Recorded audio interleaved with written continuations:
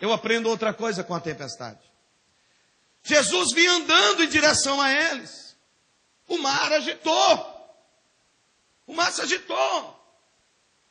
Porque no final do texto, vimos que eles entram no barco e acalmam o vento. Jesus não ora, não repreende, não expulsa demônio, não faz nada disso. Simplesmente entrando no barco, acalma o vento.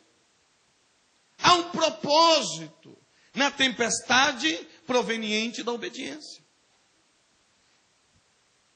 A tempestade provocou medo nos discípulos, mas quando Jesus apareceu, a tempestade causou mais medo ainda. A psicologia diz que existem 150 tipos de medo. Eu não sei se relataram na psicologia o medo da presença de Jesus.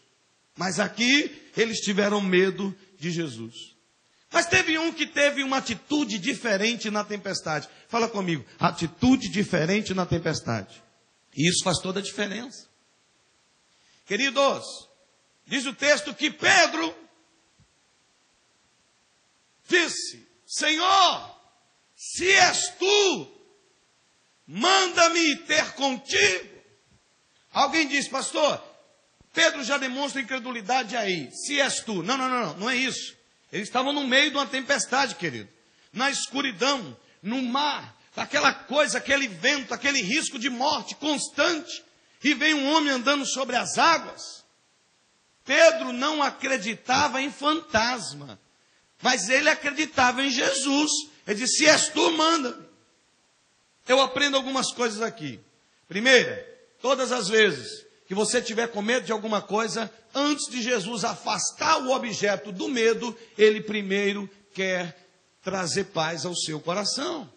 Porque Jesus não quer te iludir. Ele não quer tirar os teus inimigos à tua volta. Não. Ele quer trazer paz ao teu coração no meio das tuas tribulações, no meio das tuas lutas. E ele chega dizendo, não temas. Querido, existe uma lei espiritual e naturalmente psicológica que tudo aquilo que você tem medo acontece com você.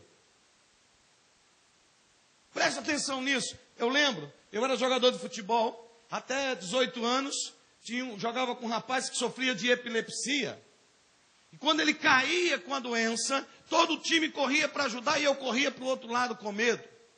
E eu dizia, Deus do meu pai e da minha mãe, nunca me deixa ter uma doença dessa, eu morro de medo. Com 18 anos, fui acordado por médicos em casa. Meus pais, eu olhei e disse, o que aconteceu? Eles disseram, meu filho, você teve uma convulsão. Você caiu da cama. Vamos fazer exames. Quando fizemos os exames, princípio de epilepsia. Aquilo que eu mais tinha medo na minha vida. Fiz um tratamento. 1 ano depois, curado da epilepsia. 2 anos depois, estava curado. Glória a Deus. Mas ouça, Jó disse, o que eu mais temia, me aconteceu. Quando você tem medo de algo, aquilo se torna um gigante. Quando você tem medo de algo, aquilo cresce. E você dá a dimensão que ele não tem. Só existe na sua cabeça. Por isso que Jesus chega para os discípulos, antes de acalmar a tempestade, ele diz, não temas. Porque o seu comportamento interior, diante da situação, vai dizer se você vai vencer ou não. Pedro disse, Senhor, se és tu, manda-me ter contigo. Querido, muitos de nós, quando estamos obedecendo a Jesus e começamos a enfrentar tempestade, nós fazemos uma avaliação da nossa vida e não encontramos uma brecha por onde essa ventania entrou. Nós entramos em conflito com Deus. Deus, e aí? Eu estou te obedecendo. Eu estou fazendo o que o Senhor mandou. E agora?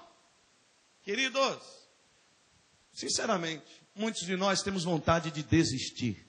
Vontade de voltar atrás, vontade de parar de obedecer.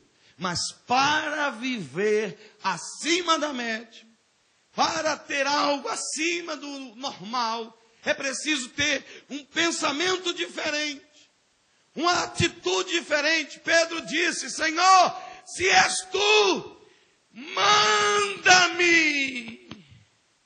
Ele estava dizendo: Senhor, eu estou te obedecendo, e entrei numa furada, estou te obedecendo, estou na tempestade, mas quer saber de uma coisa? Eu não vou desistir não, eu não vou voltar atrás não, muito pelo contrário, eu descobri que quando obedeço e enfrento tempestade, basta eu me aprofundar em obediência, e essa tempestade vai passar.